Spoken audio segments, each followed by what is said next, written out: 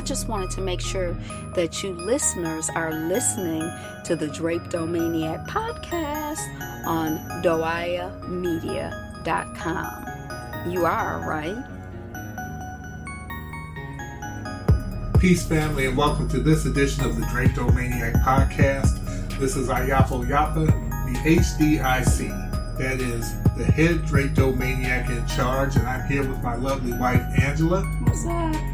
And we're here, as always, to have conversations about how to get off this plantation. Well, before I say anything else, I want to say to those who take the time to listen and to comment that we truly appreciate every comment we get, every listener who listens, and right now this is actually pertaining to what we're about to talk about. But I haven't been able to respond the way that I usually do because Angela and I are in the middle of a move. I especially want to offer condolences to Queen. I know who I am. I'm very sorry to hear about your mother transitioning, but I thank you for just letting us know what was going on. And again, it's no problem that you're not coming. That's a lot to deal with. I remember when my own mother passed. That's, like I said, that's just a lot to deal with. So thank you for your comment on our last video, and to everybody else who listens. We appreciate it so much. And so actually leading into what we're going to be talking about today is that we're in the middle of a move. It's a pretty big move, and just like I think anyone who has ever moved from one place to another, from a place that they've lived for any amount of time. I've lived where I live over a decade, and I've accumulated all this stuff. And as we're moving it, I'm just seeing how much, and I'm going to call it junk, how much junk I accumulated.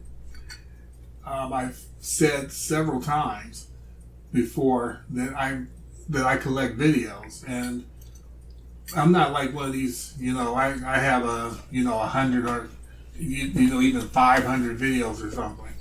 I was a serious collector. My collection was over 6,000 videos. I have them on all media, from everything from Betamax all the way through 4K Ultra. So, and everything in between, literally, Laserdisc, and you name it. And as we started moving all this,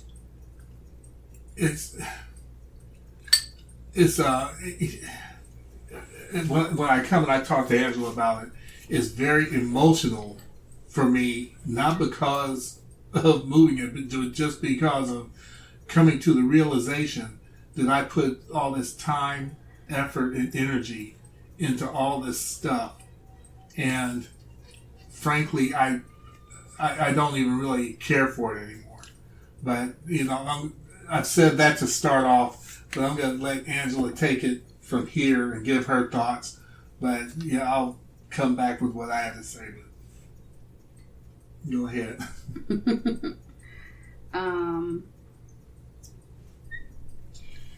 I guess it's a layered subject for me. I've moved quite a few times, and I've moved across country.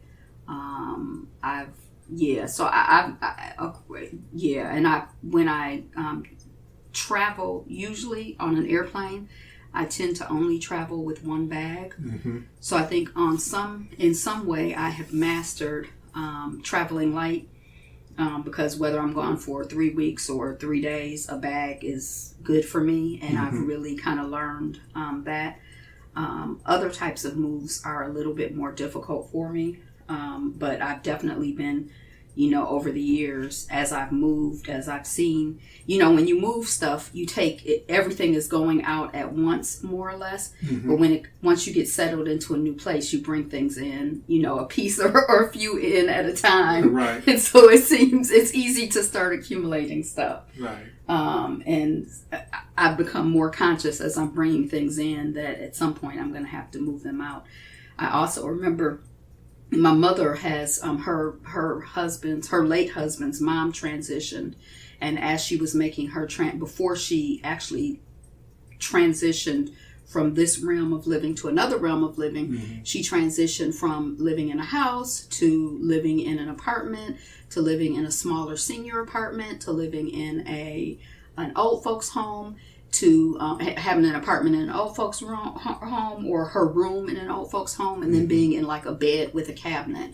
And there was another family friend, auntie, that my mom took care of, and she was putting her stuff in storage when they put her in the home, and just like you. So we've talked a lot about the stuff that people have at the end of life, and as we near the end of life, and it becomes someone else's responsibility, and if as a lot of times as we have to downsize, it's going to be into a bed and a cabinet in this context. So I've thought a lot about it, talked a lot about it. It's easier to say than to do, to travel light and to not accumulate a lot of junk. But I try to be conscious of it. And then the only other thing I want to say is that I had a consignment shop probably about, 5, 10, 20 years ago. And it was very enlightening to me to see people bringing in garbage bags full of things. And it was enlightening to see garbage bags full of things with tags on them, nice, beautiful, wonderful things. And you could see they paid $200 because I accepted. It was a high-end consignment shop, so it wasn't cheap stuff that they were bringing me, and I could see all the money that had been put into it. And I remember when I was going through someone's stuff, and it was like things were dry rotted, but they still had the tags on them, like they had acquired it, but they had never used it. And they had so much stuff, it was like it was too much to use. But even as I was there, during that process, I had to watch myself because there were so many cute things. I wanted everything that I could fit. So it was like I don't know. I feel like it's a tough subject. Yeah. For some of us.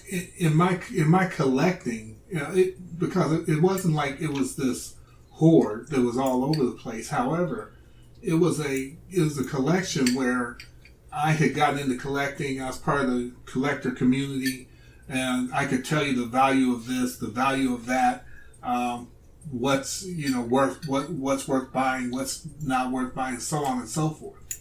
A serious collector. But now I'm thinking in terms of just in this move. I'm thinking in terms of like you said, like as you approach the end of life. I'm not saying I'm approaching the end of life, but I am, basically going from one kind of a life to another kind of a life, and I realize how much time, energy, and money I just, in my opinion, wasted. Now some would say it wasn't a waste because I got usage out of it and it brought me happiness, whatever, which is fine. But ultimately, it put me in the thought process of like just the average, like Americans. I'll use Americans as an example, but the average Americans drive to just get and accumulate more, and have stuff in storage. You already you have an apartment, and then you accumulate so much junk you have to get a bigger place. Then you accumulate so much junk that you have to get a storage facility, someplace in a storage facility to store all your stuff. And to what end? For what purpose ultimately? When I look back now and I think of all the time that I spent researching videos and buying them and seeking them out and talking to other collectors about them and all this all this stuff. That's time I could have been spending talking to my mother. That's time I could have been spending with my brothers, my sisters, friends, seeking new experiences. To be honest, I've never been a big experience person. I'm more of like a homebody. But now, as I look at it, the things that I'm looking forward to are things that can't be bought. Mm-hmm. Taking a nice walk, breathing fresh air, and so on. That's the type of things I look forward to. Mm-hmm. So, being surrounded by a whole bunch of stuff, there's that saying, do you have these things or do these things have you? Mm-hmm. And that becomes the question, especially in a society where you're just taught to consume, get, newer, bigger, faster, better. And I bought in my way. Mm-hmm.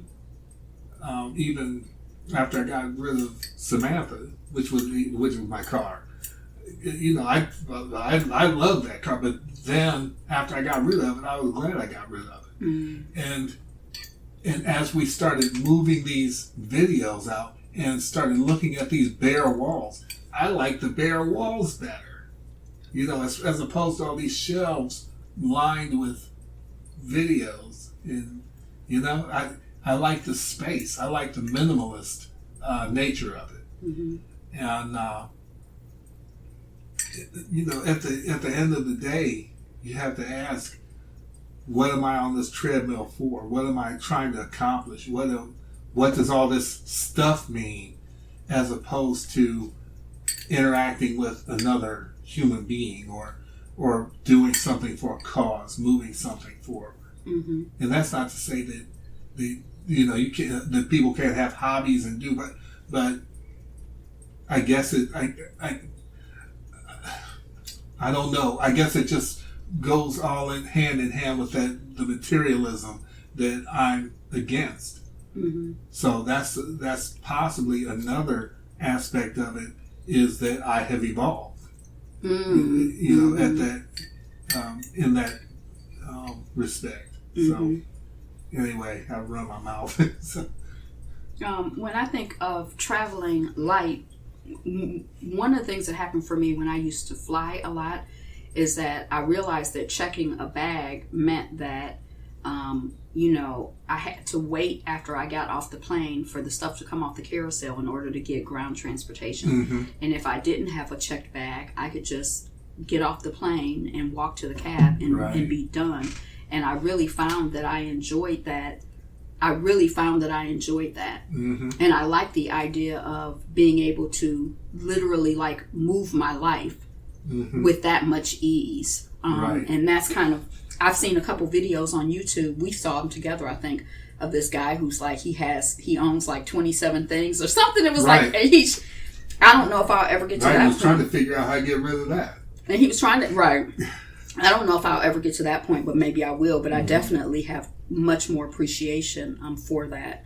I had read years ago, because clutter has been an ongoing thing, but I had read a book years ago that is every belonging that you have a string of your consciousness that's attached to it. Mm-hmm. And when you have hundreds of things, it's your consciousness is just going here, going there. You can't see me, but not like a spider web, but just crisscrossing and mm-hmm. Drawn everywhere. And that's a drain on your peace. It's a drain on your peace of mind. Right. There's an aspect of you, there's a part of you that can't relax. In terms of traveling light, I guess I think about it not just in terms of physically traveling light, mm-hmm. but I think of the other ways that we can travel light. For example, I was watching, I've been watching a lot of K-dramas, but someone was talking about, so this woman, there was a smallpox outbreak and somebody's take my child. And she's I can't take your child, but if you don't take my child might die. And then she went back to get the child and the child had died. Mm-hmm. And she was feeling really guilty. And a doctor told her, people are going to die. That's just kind of how life is. And, take that energy and use it for for moving forward, use it in service. Mm-hmm. It's easy to say, but I definitely appreciate that concept. Like, I feel like, and that's like an aspect of traveling light.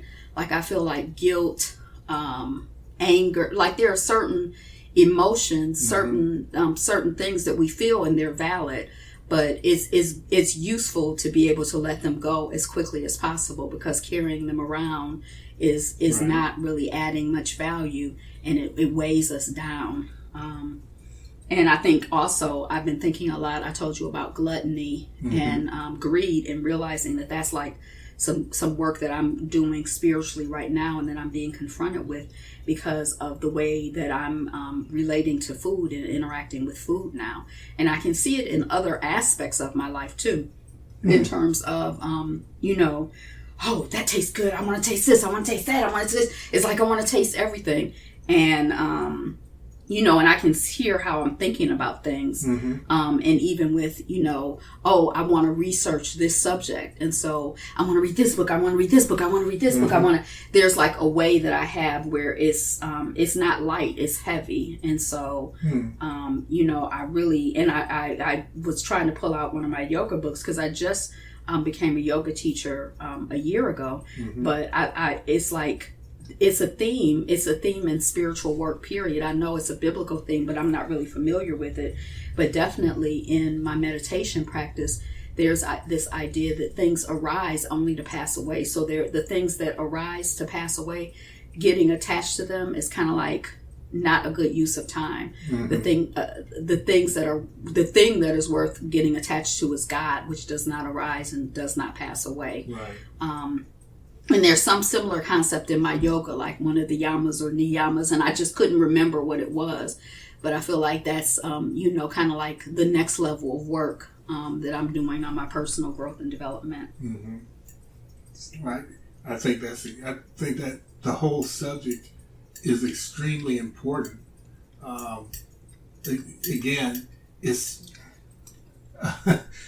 like I don't know if I ever said it to you, but use this softer way of saying the worst part of screwing yourself is that you don't realize that you're doing it until after you've done it. And so I don't want to say that I've spent because I've been collecting, I collected for 15 years, and I didn't feel like I was screwing myself. I was very proud of my collection. That was it. When we met, that was one of the first things I told you about. It's like anybody I met, that's one of the first things I told them about. Yeah, I don't remember you telling me about it, but I remember when I showed you. I remember you taking picture and sending picture after picture after picture. Yeah, that's what I meant. Oh, I mean, that's who does that. You know what I mean? And so I was just very proud of my collection, and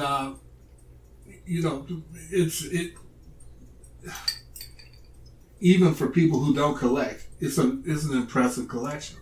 Like I said, my mother wouldn't have given me $3 for it, all of it, because that wasn't her thing. It didn't mean anything. But now looking back, it's helping me to, to me, for me, I've let that go. But looking forward, I'm going to use what I learned from this to not get caught up in something else like that. Whether it's, whether I'm even if it's like collecting rocks or something, I don't want to get caught up in anything. I want to just be able to live free and again, be rich in the things that money can't buy. And time is it's cliche, but it's fleeting, and you can't get it back. And so the best you can do is try to maximize your time to do the very best with it, to love people, to let the people that you love know that you love them, to interact with people, to learn, to learn things, to work on yourself. to be the best person that you can be. It's not a competition. I'm not trying to be better than somebody else. I just need to be the best Ayapo I can be. And to, again, to internalize those things that money can't buy. To have a personality, to have a sense of self that's not connected to what I own, or how much money I have in the bank, or any other material thing. Have my sense of self be based upon, truth, honor, honesty, love of Yah, all these things. Love of people, love of our people, commitment. Being a good husband, being a good father, good grandfather, everything. And those are the things that I don't think anybody has ever laid on their deathbed and thought, brother, I'm sorry that I was such a good father or mother to my child, or I'm sorry that I was a really good friend to my friend. Nobody says that. But nobody ever laid on their deathbed and said, I wish I worked more overtime. As the saying goes. Or I wish I had gotten one more car. So I guess, I'm thinking about being selective and being conscious. So like for some reason, I don't quite know how to articulate it before I get into selective and conscious, but also traveling light has to do with waste as well. And, just really trying. And so I guess that's connected to being conscious and trying to be as aware and selective about, choices that I'm making. So trying to be selective and conscious in my speech. Trying to be selective and conscious in my actions. Trying to be selective and conscious in my battles. Trying to be selective and conscious in what I eat. Just trying to increase my awareness. And I know that when I am able to be selective, it means that there's like less of a footprint and, less to regret and less to feel bad about. Because, if I'm just like, blah, blah, blah, blah, blah, and I don't even know what I said, then it's like, Go ahead. And then it's like, I've created like a sankara or, something heavy to feel bad about. But if I pause before and, try to pay attention to what I'm saying, then I don't have to create a knot that I have to untie later, or create a kink in a relationship that I have to try to soothe out, or add some food or something to my system that then I have to try to heal myself from. So that's a good point. Yeah. So that's all. I mean, I think I feel really good. Like one thing that I'm grateful for is the amount of moves that I've had over time. When I was filling out that unclaimed property thing, and they asked for all my past address. I think I found all of them. I think it was only 9, but it's probably a little more than that. But I'm grateful for the moves because I feel like the moves have really increased my consciousness. And moving has gotten less and less traumatic for me over the years. Just like traveling got less and less traumatic. Once I realized, hey, one bag will do it, that like made my life, and I could invest on the front end in packing and figuring out what to take and what was going to give me the most use and give me the most bang for my buck. But also just getting places like to the airport early. So I could get there 2 or 3 hours early and chill, as opposed to being in New York City traffic like, I'm going to miss my plane. So I'm grateful for moves. I like moves, as difficult as they are. I feel like every time I move, I learn something about myself. And for me, again, it's a layered subject. As much as I feel that I understand intellectually about living light and traveling light, I can see that there's like a lot of layers of stuff for me to like go through and work through to actually, it's not like a simple thing for me at all. Right. I have determined that I want to live in a way that I want to be clear. No, I want somebody breaking into wherever I live, but I want to live in a way that if someone does, I don't care.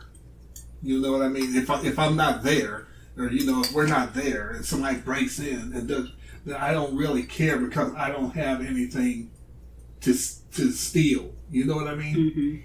Mm-hmm. That's and I mean that's kind of a really simple way to look at it. I think that everybody has something that they don't want taken from them, whether it's a family heirloom or something, or even pictures. You know what I mean? Something that has pictures in it, photographs. So that's but you get the gist of what I'm trying to say. I want to live light, and when and then when I transition, I want it to be so that I don't know. I think this. They say you can't take it with you. I think that if you can take anything with you, it is your experiences and your, the people you loved and cared and care about and so on. I think that you may actually be able to take that with you. Right. And, I believe that you can, I feel like I believe that our work here is, growing and developing. Mm-hmm. And so, there's this idea that when you transition, the way you transition impacts what happens next. So I feel like, the more work that I do on my spiritual development, mm-hmm.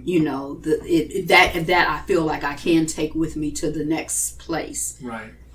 So, as I transition, I feel like theoretically that transitions with me. Just like, my experiences on this plane go from place to place, and, right. My relationships can as well. And that's the thing. I think of like the president of Haiti, or, even the Bushes, or whoever these rich or powerful or whatever, multi-millionaire, and they all got all the stuff they accumulated, all the wickedness that they did in their eternal quest for money and power. Ultimately, what did it mean? What good was it? Mm-hmm. Okay, you had you had several homes in several countries and all these cars and servants, and what good did it do when you were taking that last breath? Mm-hmm. What did it mean? Mm-hmm. And I can't help but to believe that when a person does get to that, when they're at that point and they're that kind of a person, that they feel the way that I do about this junk. Mm-hmm. They're like, I freaking wasted my life. Mm-hmm. People will look and say, oh, they were so rich. And they'll be like, I wasted my life. Mm-hmm. I really believe that. Yeah, I don't necessarily believe that. I think it depends on your level of consciousness. True. When you transition, how you process it. But I don't know, because if I've ever transitioned, I don't know. Mm-hmm.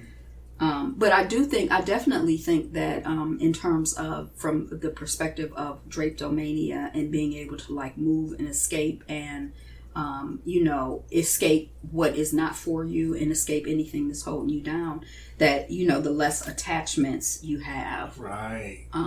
The more mobile you are. And I do think that there's an idea of being attached to the right things and attached to the wrong things. I'm not big on like right and wrong, but I feel like there are some, I think it was one of these presidents or whatever who said something like, in matters of principle, be like a rock, and then everything else be flexible. Or that's not what they said, because I can't. But anyway, it's this idea that there are some things that are worth, standing firm on, and there are some things that are who cares? Right. And so I feel like in terms of like, my desire to grow and develop, that's something that I stand firm on. That's something that I'm attached to. Mm-hmm. But other than that, I really have tried to practice and try to continue practicing, like letting go,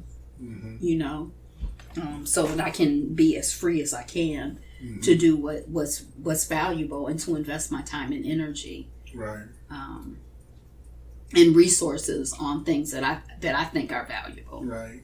So I don't think that for a normal person who's not a devil, I think I think that it only makes you a better person, and even just in terms of just feeling good as a person when you help people, when you do your best by people, when you're the best person that you can be. I look around and see a whole lot of, I guess we call them people, I don't know what they are, that do all this wickedness, and I literally cannot relate to it or figure it out. And again, at the end of their journey, or at the end of this point of their journey, what good was it? All this stuff that I'm getting rid of, and taking the goodwill and the charity and all that.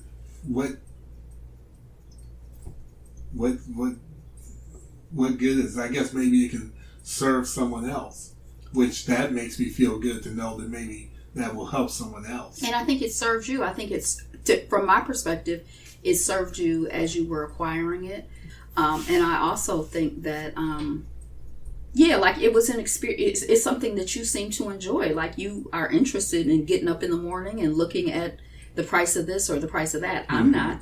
But it seemed like it's something that you enjoy. So yeah, I've stopped even looking. Oh well, yeah. Then maybe it's not something you enjoy. I don't know. I did enjoy it, but now it's just I think it served its purpose. Yeah, and I feel and also I feel like as you're getting rid of it, as you're letting go of it, is serving its purpose. Yeah. And so I feel like from my perspective, it's a blessing. So I don't particularly care for this idea of like, oh, I wasted. I feel like I don't. But one thing that I was thinking about is in tarot, there's a card called the Lover's card. And one of the things, or a big way that I think about the Lover's card is choice. And when, like in selecting, making choices, like what are you choosing? What are you attached to? But then there's this one, in one deck I have, in the Hoodoo Tarot, there's the Lover's card has like the ancestors of the woman and the ancestors of the man looking on. And I guess it's interesting to think about, not just what is this in service, is this choice in service to and in honor of, my ancestors, and also is it in service to my progeny. So, as we're making choices, how does this connect to, across time, and when we talk about in 500 years, is this going to be important? In 5 days, is this going to be important? Like, using, sort of this, some filter to make choices about what's important and what we value. Right. And that's the thing. There are some things that you just cannot buy. Like if someone said, you can either have $1 million in cash, tax free, or here you go with you can hold your wife. What do you think I would do? Hold your wife. Shoot, I'd take that money so freaking quick. No kidding. If I had said take the money, would you have said the other one? You always setting up a joke. No, I said, well, is it going to go straight in my account? No, I would want to hold you. But then again, like I said, it depends on the conditions. If they say I can never hold you again, I say, well, keep your freaking money. Mm-hmm. But if they're like just this one time you can't hold it, okay. Mm-hmm. I don't care about $1 million. I don't care about your hypotheticals. Yeah, I was just saying that to mess with you. But yeah, to me, kind of the shame of it is that you do have to have money, like to rent some place or buy some place or pay your utilities, eat with it, which you can grow your own food. But the just the idea of money, I'm not crazy about it, and I don't really care for it. And the older that I get, the less I care for it. Mm-hmm. And that's not saying I want to be on a park bench someplace, or I want me and you well taken care of and comfortable. But I know I said it a million times. I may need a vehicle, but I don't need a Bentley. Mm-hmm. I may need a roof over my head, but I don't need a mansion with 23 bathrooms with gold toilets. Mm-hmm. I feel like you may or may not need money to pay rent, depending on how your life is laid out. Mm-hmm. Depending on, and so that I'm like, I don't know, but I do know that this is kind of off the subject. But when I tried to grow food, mm-hmm. and then the more I researched, people who grew food, it's easy to say, yeah, you can grow your own food, mm-hmm. but I'm like, shoot, when I went through the process, I'm like, if I had to feed myself. Just on what I grew, it would be. You was good with those sprouts. Yeah, but I live off of a lot more than sprouts. But I'm talking about when I was growing beans. I was getting. I know I'm about to tell all you. We spent like about $200. It was about $300-$400 on stuff to grow mm-hmm. to grow that food, and probably got like what 18 string beans. Right. Yeah. We ate them though. But that's not I'm talking about when I had I actually had another like a garden in the ground. That I was trying to do container garden. I don't know. And I don't know. But anyway, but when I had my garden in the ground and I got food out of it, sure. I ate off of it all the time. Mm-hmm. But it was like I ate off of it and I mixed it in with what I bought. Right. And it, I didn't have enough to be canning and preserving and putting up for the winter, and right. I didn't even grow enough. It's more than a notion, right? But that's a whole nother subject. But anyway, but that's it. But then that's why people used to barter. Well, I think that's partially why people used to barter, but also during that process, I started rethinking. That's when I started really getting into foraging and starting to explore that, because I kind of feel like there's something. I'm not sure, when you're, I feel like there's something forced about farming and gardening. Mm-hmm. Whereas when mulberries were in season and we would just eat, me and my mom would walk every morning, mm-hmm. and we did that for a couple years. And when mulberry season came, we would just eat mulberries till we couldn't every day. But it only lasted for a couple of months, if that. When I was young, we had this plum tree in our backyard, and we eat them plums off the tree, and they were better than anything out the store. Mm-hmm. And there was a couple mulberry trees. Mom was always making mulberry pies out of them. And mulberries seem so delicate. I can't imagine the pies, but yes, well, she was country. I'm just saying the particular fruit. I can't imagine it in pie because it was so delicate. Uh-huh. But I know people dry them. But anyway, we used to have an apple tree in our backyard. There used to be crab apples on mm-hmm. the street. There was grapes growing but I don't know if people have really fruit trees in their yards anymore. Yeah, I don't see a lot of them. But I do think this is all totally off the subject. But I started thinking about this whole permaculture thing and paying attention to it. And I do think that, it could be attached to traveling light mm-hmm. and being light on the earth. But I remember watching some video on YouTube of this permaculture garden, and it was 400 or 500 years old, and it was in Asia somewhere. Mm-hmm. And they would go in there and just get their food, their medicine, everything was there. And they kind of cultivated it enough that it kind of took care. It took care of itself, and you could plant something, and that's kind of exciting to me. And as opposed to having to weed and water and a lot of that energy, But anyway, that's a whole nother subject. Yeah. So and all I'm saying is that within this whole subject, it's just I guess what I have learned is from now on to be as light as possible, and especially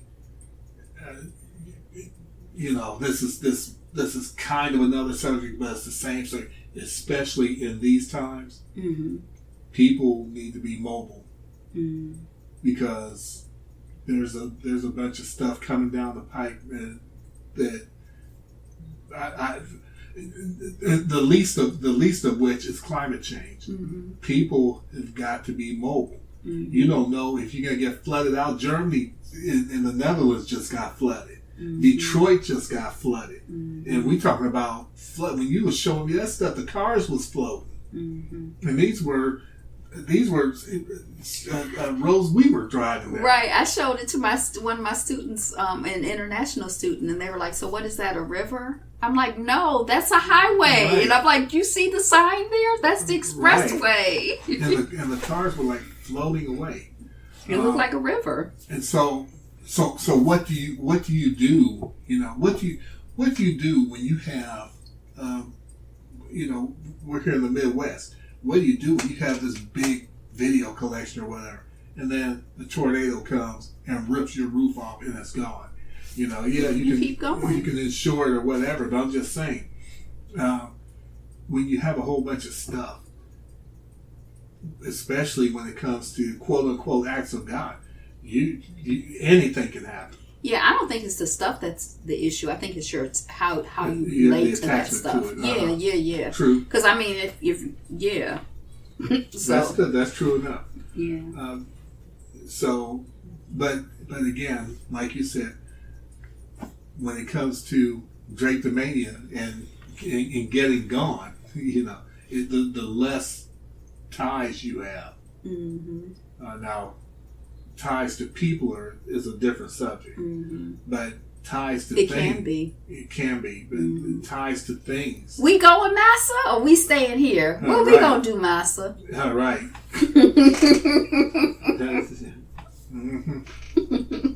So I just don't want to be tied down. I'm not gonna be tied down. Yeah. I'm free, and I definitely work on cultivating. Increasing, my freedom. And so, yeah. But I guess it's like not just the literal stuff, but I think the ideas, because sometimes I notice, just in terms of leaving, when people think about, we can be so attached to the system or to the ideas of the system or to the ideals or the promises that we're hoping to someday see realized for ourselves or our children, that it can be difficult to detach from those and to let those go and to be free of those. And so I think that can be something, or if you're on the plantation and you're like, well, we were watching Underground, and the carpenter, the guy had told him, well, you can keep your money and then one day you can buy your freedom. And when it was when they were talking about, well, who's gonna go with us, they were like, well, he's focused on trying to buy his freedom. And so that's something that he was attached to. He had to go through a process to be able to let that go. But that was something that was keeping him connected to that place.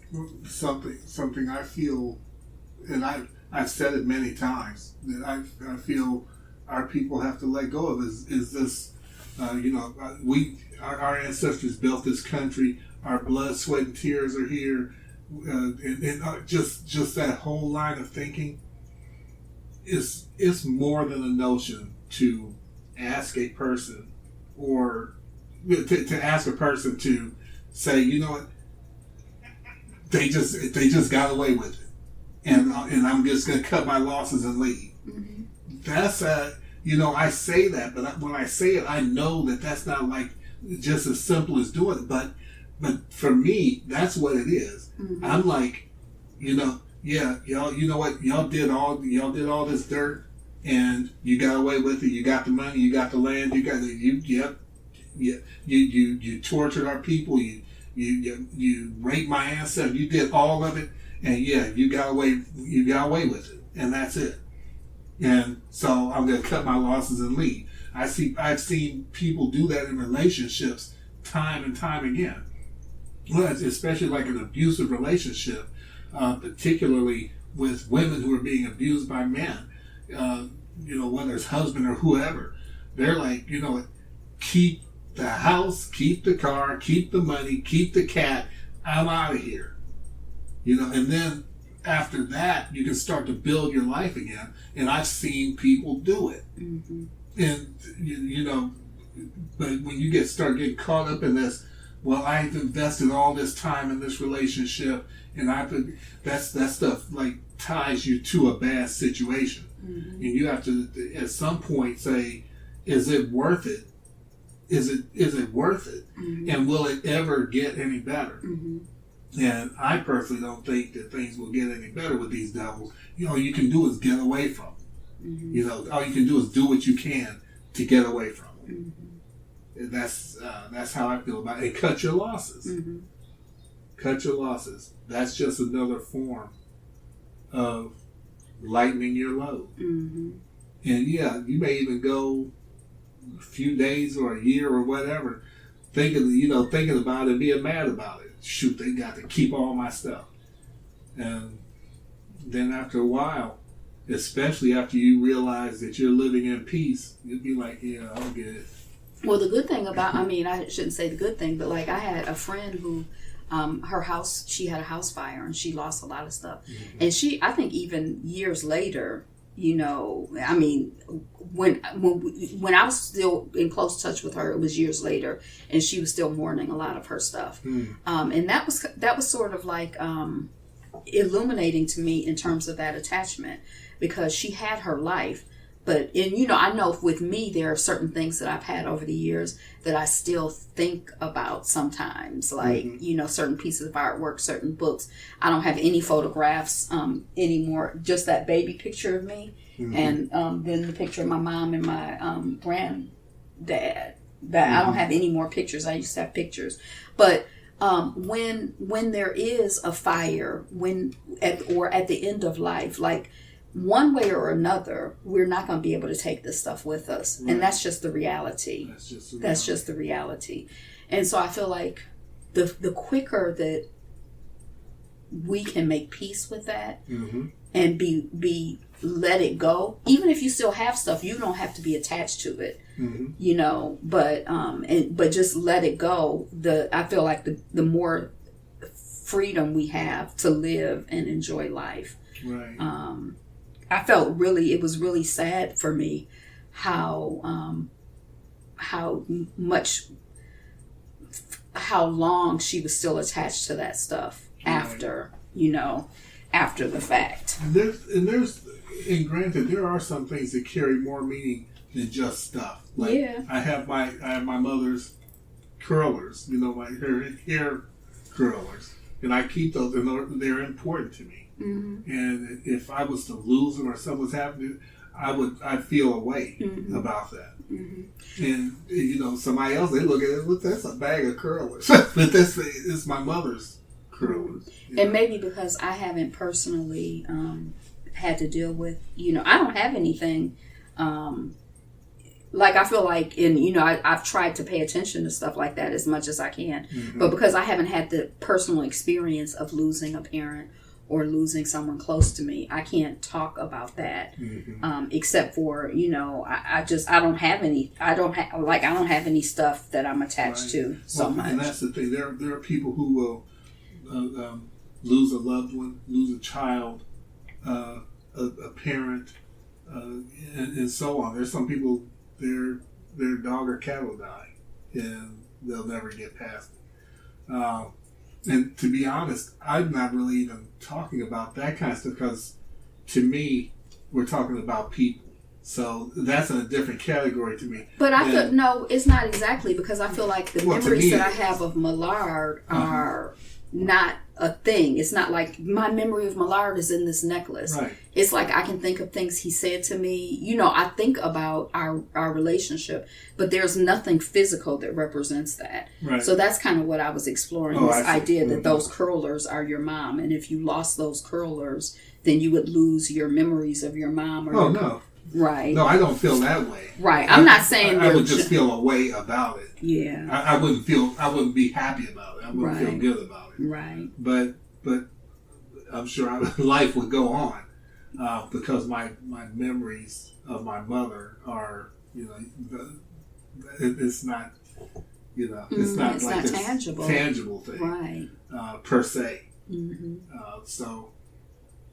So I guess when I'm talking about attachments, like I said, I put them in a different class when it's a human being, or even a pet that you've been with your whole life. I mean that, you know, some people that was their partner, you know, that they hung with. Mm-hmm. So, but something like these videos or even that guitar there, I don't have any history with the guitar that much, but because I just got it. But you know what I mean? Just something,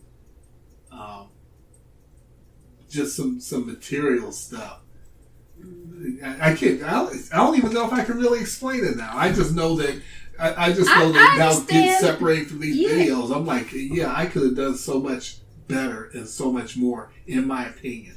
But going forward, I didn't know any better. Right, so then you couldn't have. Right. This is totally off the subject, but for those people who used to watch Notes on the News or anything on my channel, Be Fabulous You may remember my dog Bella. Uh-huh. And she would be in some of the videos. Oh, that freaking dog. And she's a mom now. She has a puppy named LaBelle.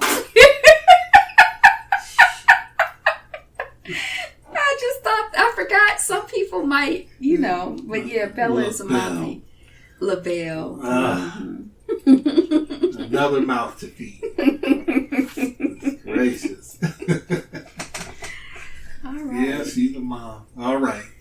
Well, I've said about all I have to say, but this was a very, you know, this is something that's weighing on, because every time I'm getting rid of something or moving something, I'm mentioning it, and it weighs on me, because I understand that it served its purpose, but in hindsight, I don't want to get to the end of my life and then look at my life in that way, right? And say, I feel like you can. I feel like you can learn going forward, but Sure. I feel like you can't beat yourself up for things that you didn't know. Yeah. So I mean, that's, you know, and shoot, I feel like learning going forward is easier said than done. Quiet as it's kept, you know. So Right. I feel like we just do the best we can and keep it moving. And if at the end of this life you be like, dang, I messed up, maybe you'll get another go round. Or maybe on the next plane or whatever. Right. I don't know. Maybe when your cells become leaves, or I don't know. Right. Because energy, you know, just recycles. So maybe in the next incarnation, Right. So, you won't even have feelings to feel good or bad about it. You'll just be. Right. I wish I knew a joke about reincarnation. I can't think of one. Oh, and you already told that joke about the sorry, and somehow I thought that was about reincarnation, but now I can't really remember. Okay, this is about this Middle Eastern couple. They were going to New York, and they had saved up all. You haven't told this joke already? They saved up all their money, and it was a lot of money. And what the wife did was she sewed an inner pocket into her sari so that she could put money into it. And now I understand that for those purists, I understand that the sari is supposed to just be one. It's only supposed to be one layer. You're not supposed to have a pocket in it or anything. But for her purposes, to keep the money someplace, she sewed that pocket into it anyway, on the inside. And so she left the money in there. So they flew to New York, and and they went to like a really expensive hotel, and they when they got to the desk, they like had their jewelry and stuff, and they wanted to keep it with them. They wanted to keep their money with them, but the guy at the front desk said, "Well, it looks like you got like some really expensive stuff. So wouldn't you rather put it in the hotel safe?" And they said, "No, we don't want it in the safe." And the wife knew that she was just going to keep it, like that. And so they went up to their bedroom, and she took the sari and had the money in it. They took out just enough to go, have some dinner and stuff, and left the sari, hung in the closet. They locked up and everything. And they went to dinner, had a really nice dinner because they had all this money. And everything they had was, sewn into the sari. And when they got back, they saw like all these fire trucks all over the place, and they were trying to put out the building, but the building had just like totally burned down, and the only thing that survived was that was the safe that the guy at the front desk was asking them if they wanted to put their valuables in, but they didn't do it, and so everything got burned up. Like everything in the building just got burned up.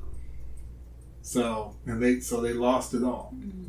So what's the moral? I'm not going to tell. I story? Can't say it. You want me to just say the answer? Better safe than sorry.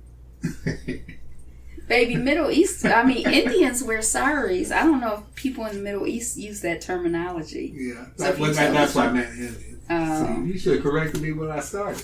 Yeah. Yeah, better safe than sorry. But we talked about fires. We talked about stuff. Right. So that's a good. I wrote that as a story. This is all off the subject, but I wrote that as a story for my writers group. Really? And people, for the most part, people liked it. They said they thought that was funny and clever.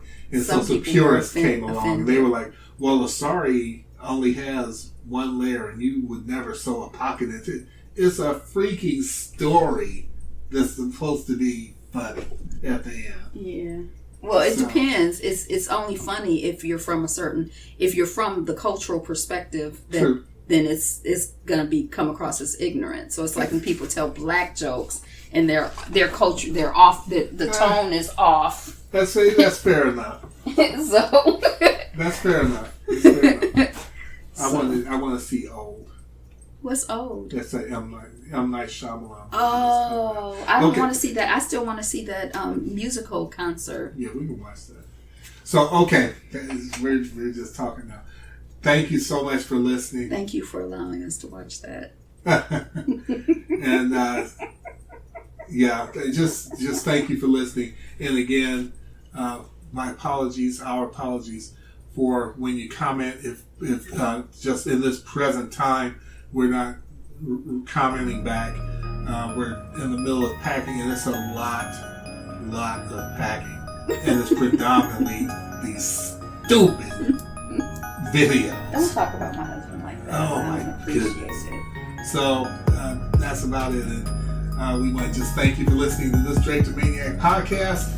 This is our Yapo Yapa, the HDIC. That is the head Drapetomaniac in charge, with my lovely wife Angela. What's up? And as always, we wish you peace and blessings, safety, security, and sanity through separation. And until next week at this same time, we will see you on the run. Be free. And thank you again for listening to the Drapetomaniac podcast. Tune in next week at doiamedia.com. DOIAMEDIA.com. And again, we'll catch you on the run. Peace.